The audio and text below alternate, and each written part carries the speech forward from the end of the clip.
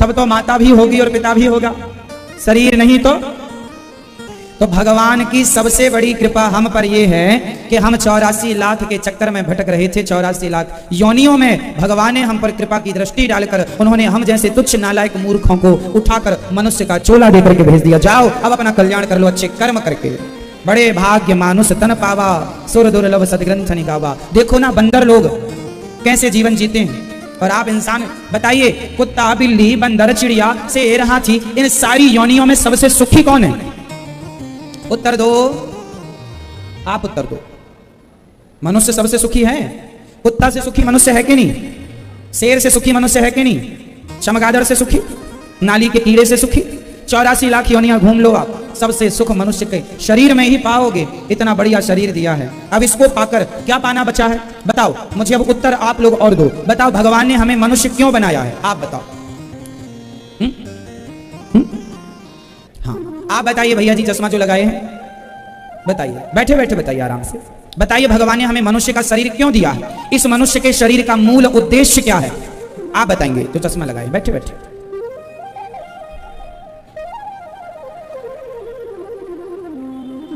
अच्छा दादाजी बताएंगे, लाठी वाले। आप बताओ भगवान ने आपको मनुष्य क्यों बनाया है? बच्चे पैदा करने के लिए नहीं, फिर? हाँ, भगवान ने हमें मनुष्य का शरीर क्यों दिया है? बच्चे पैदा करने नहीं। बच्चे तो हमसे ज्यादा सुअर भी पैदा करते हैं, हाँ या ना? सबसे ज्यादा बच्चे कौन पैदा करता है? एक बार में 12 नंग। सबसे ज्यादा बच्चे सुअर पैदा करते हैं, कुत्ता भी पैदा कर लेता है, और भी कोई होगा तो वो मुझे पता नहीं है। चींटी भी, मैंने सुना है मच्छर मक्खी भी बहुत सारे बच्चे पैदा कर लेते हैं, सुना है, देखा नहीं है। कुत्ता सुअर का तो देखने में भी आता है। तो आप ये समझो कि मनुष्य का शरीर बच्चे पैदा करने नहीं मिला। जो आप लोग रोती रहती हो महाराज बेटा नहीं है, महाराज बेटा नहीं है, अरे बेटा नहीं है तो कोई बात नहीं, मनुष्य का शरीर तो है। इस मनुष्य के शरीर से भगवान को क्यों नहीं पा लेते? जो नहीं है उसके लिए रोते हो, जो है उसका सदुपयोग क्यों नहीं करते? बेटा नहीं है, बेटा नहीं है तो रोने से मिल जाएगा तो रो लो। भगवान के लिए रोना सीखो। हम यहाँ बच्चे पैदा करने नहीं आए, ना खाने आए हैं पेट भर। खाने में लगे हो, खाने में लगे हो। खाना तो कुत्ता भी जानता। सब कुछ कौन खाता है बताओ? वो कौन है जो सब खाता है? बोलो, वो कौन है जो सब कुछ खाता है? बोलो कौन? वो कौन है जो सब खाता है? पहले इसका उत्तर था कुत्ता, लेकिन आजकल मनुष्य भी हो गया, क्योंकि पहले कुत्ता ही ऐसा था जो सब खाता था। कुत्ता क्या क्या खाता है? वो नाली के मलमूत्र से लेकर मांस से लेकर हड्डी तक चबाता है। कुत्ता चारा भी खाता है। कुत्ता आपने देखा है, दूबा घास भी चबाता रहता है, उसे भूख लगी हो मिल जाए चबाता रहता है। तो कुत्ता ही ऐसा है, सब कुछ खाता है। उसके बाद दूसरे नंबर पे मनुष्य, जो वो कुत्ता भी हड्डी चबाता, तुम भी मुर्गी की टांग चबाती रहती हो। कुछ माताएं, इन्हें भी टांग अच्छी लगती है मुर्गी की। तो उस कुत्ते में और इस कुत्ते में अब कोई अंतर नहीं रहा, अपडेट हो गया ना सब। पहले एक कुत्ता था, आपको घर घर कुत्ते हो रहे हैं। लोगों ने लिखवाया भी तो है, कुत्तों से सावधान, यहाँ कुत्ते रहते हैं, इन कुत्तों से सावधान जो इस घर में रहते। पहले कुत्ता ही खाता था क्यों सब कुछ। सर्वभक्षी कौन? सर्वभक्षी कौन? जोर से, सर्वभक्षी उसे कहते हैं सब खाए। सब खाता है कुत्ता। सब का मतलब मलमूत्र भी खाता है, सब खा जाता है। और आदमी आज का इतना ढीठ हो गया, कुत्ता सब खाता है और आज का आदमी कुत्ते को ही खा जाता है। बताओ ये कितना बड़ा कुत्ता है। हाँ या ना? बोलो हाँ या ना? मैं नागालैंड गया एक बार, तो जैसे अपने यहाँ सब्जी की बाजार लगती है ना, आलू, बैगन, टमाटर, चुकंदर, मूली, गाजर, भिंडी, बरबटी, धनिया, वहां पर ये कुछ नहीं था, ना के बराबर। वहां कुत्ता टंगा था, डॉग। कुत्ता, कॉकरोच, बिच्छू, सांप मंडी में बिक रहे थे। आज सांप की सब्जी बनेगी, आज बिच्छू की बनेगी, है ना। चींटियों की चटनी और मेंढक का अचार वहां लोग खाते हैं। चाइना जो है ना, चाइना में यही चलता। चाइना के लोग सांप की साग खाते हैं, मेंढक का अचार खाते हैं। क्यों खाते हैं? कुत्ता वहां खाते हैं। वहां का लोकल आदमी कुत्ता खाता है। कुत्ता भी आज मांस खाने वाले जो मछली खाते हैं, मुर्गी खाते हैं, ये लोग कुत्ता भी खाते हैं। कोई इन्हें मिल जाए तो छोड़ेंगे थोड़ी है। आज मछली की टांग चूस रहे हैं, कल कुत्ते की टांग चूसेंगे। क्या भरोसा इन लोगों का। इसलिए पहले एक था कुत्ता, अब मैया अब बहुत हैं। पहले सर्वभक्षी, एक कुत्ते को ही सर्वभक्षी कहा जाता था, कुत्ते को और सुअर को सर्वभक्षी है। आजकल आदमी सर्वभक्षी है, हाँ या ना? कुल मिलाकर कहना यह है कि भगवान ने ये मनुष्य का शरीर जो दिया है, बच्चे पैदा करने नहीं, खाने नहीं, कुछ भी ना खाया करो। हमारे यहाँ खाने में भी विचार है, क्या खाना है और क्या नहीं खाना, क्या खाने लायक है और क्या खाने लायक, बताओ क्या खाना चाहिए। जो खाने लायक है पहले वो गिनाओ आप लोग। मैया बोलो क्या खाना चाहिए, मैं बोलो मेरी माँ, सब कुछ खाना चाहिए। क्या खाना चाहिए? वही खाना चाहिए जो ईश्वर ने हमें खाने के लिए बनाया है। क्या बनाया है? फल खाने चाहिए, सारे फल खाने चाहिए। क्या खाना चाहिए?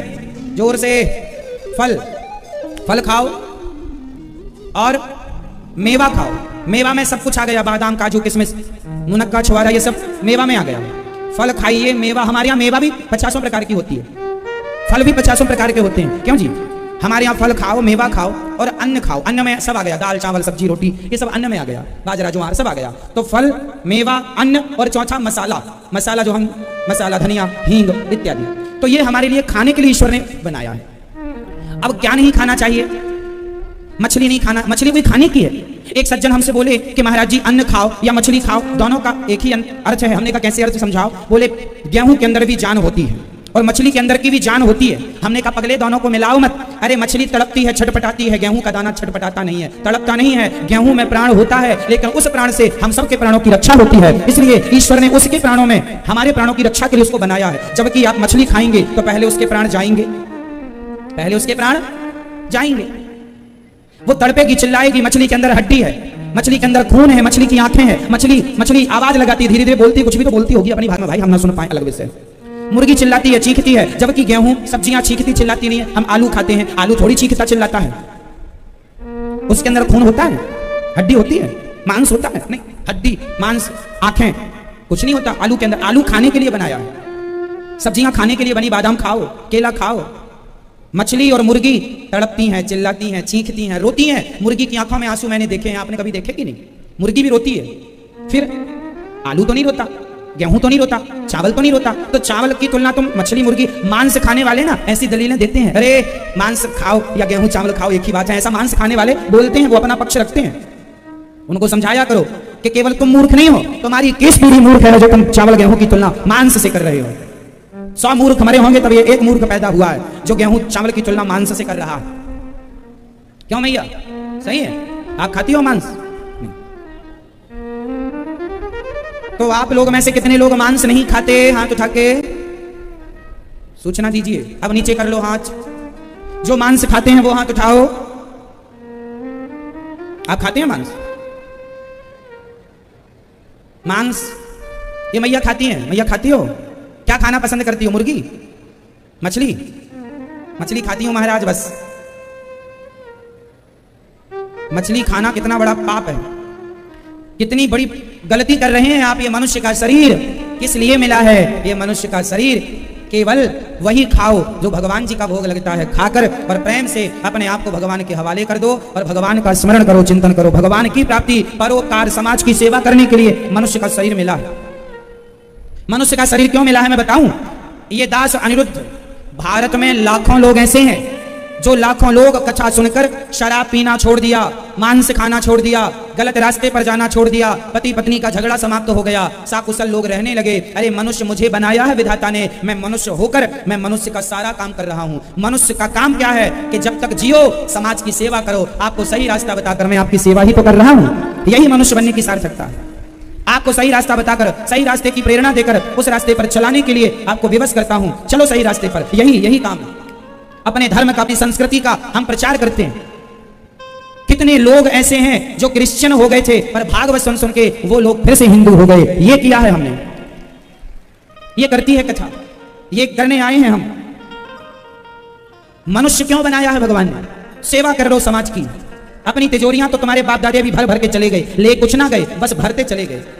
ये दास अनिरुद्ध आज गौरी गोपाल अन्य क्षेत्र में 30,000 लोग प्रसाद पाते हैं। पूरे भारत की 5वें नंबर की रसोई है। ये सेवा किया ये दास अनिरुद्ध ने। ये मनुष्य बनाया है विधाता ने। ये मनुष्य बनने के बाद ये करना चाहिए सेवा।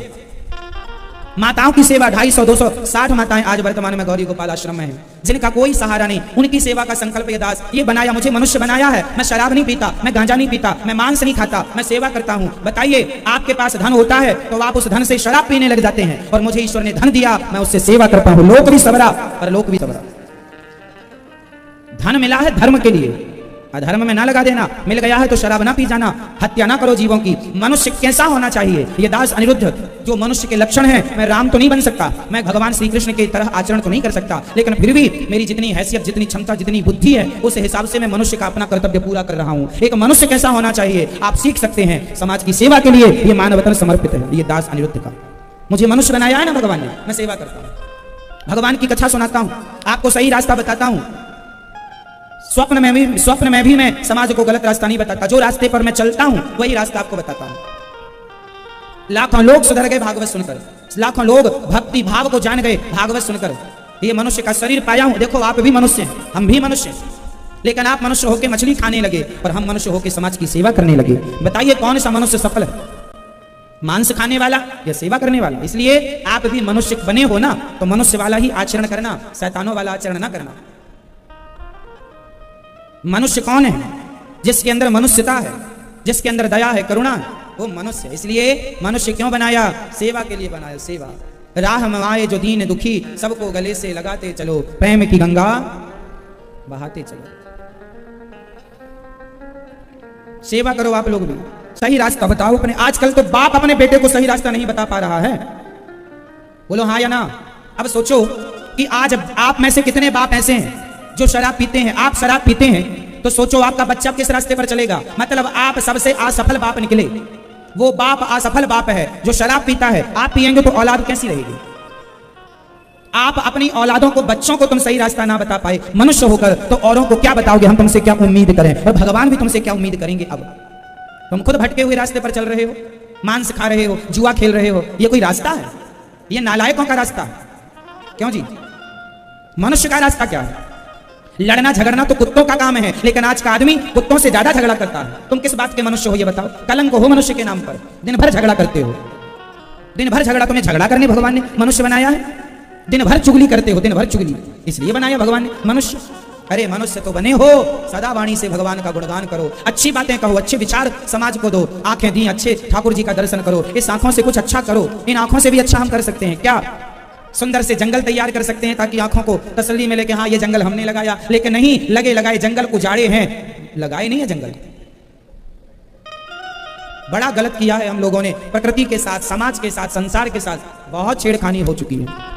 भूल गया आदमी कि मनुष्य का धर्म क्या है, हमें ईश्वर ने मनुष्य क्यों बनाया है। पूछ लो ये सवाल, 100 में से 99 लोग नहीं बता पाएंगे कि भगवान ने हमें मनुष्य क्यों बनाया है। पूछ लेना आप, पूछ लेना अपने पड़ोसियों से, डिस्कस करना इस प्रश्न पर, पूछना अपनी सखियों से, अपने दोस्तों से कि भगवान ने हमें मनुष्य क्यों बनाया। पूछना। कई लोग कहेंगे खाओ पियो मौज करो, इसके लिए बनाया। अरे खाओ पियो मौज की नीति तो कुत्ता भी अपनाता है, मौज तो कुत्ते भी कर रहे हैं, और तुमसे ज्यादा मौज कर रहे हैं तब तो तुमसे ज्यादा बच्चे पैदा कर रहे हैं। तुमसे ज्यादा मौज तो सुअर कर रहे हैं, तब तो इतने बच्चे पैदा कर रहे हैं। फिर मौज करने नहीं आए यहाँ, खाओ पियो मौज करो, इसलिए मनुष्य बनाया भगवान ने। ये सब तो कुत्ते बिल्लियों के काम हैं, खाओ पियो मौज करो। हमारा काम मौज करने का नहीं है। हमारी मौज तो तब होगी जब हमारा मन भगवान के चरणों में लग जाएगा, तब मानो कि हमारी मौज हो गई। हमारी मौज मन भगवान में लग जाए तब मौज है। लोगों की मौज की परिभाषा क्या है? आजकल लोगों की मौज किसमें? भोगी आदमी भोग में मौज मानता है, लोभी आदमी धन में मौज मानता है, भूखा आदमी खाने में मौज मानता है, पर भक्त तो भगवान की कथा सुन के मौज मानता। मौज हो गई, आज वो कथा सुनने को मिल गई, मन एकाग्र हो गया, मन वश में हो गया, मन की चंचलता मिट गई, ये मौज हो गई। हमारी मौज अलग है, आपकी मौज की परिभाषा बताइए। मौज की परिभाषा क्या होती है? किसे मौज कहते हैं? कौन मौज में है? भोगी के योगी, पापी के पुण्यात्मा? किसकी मौज है, पापी की या पुण्यात्मा की? पापी की मौज थोड़ी देर की है, अभी अभी मौज कर ले, पर पुण्यात्मा तो सदा मौज में रहता है, हर क्षण मौज में।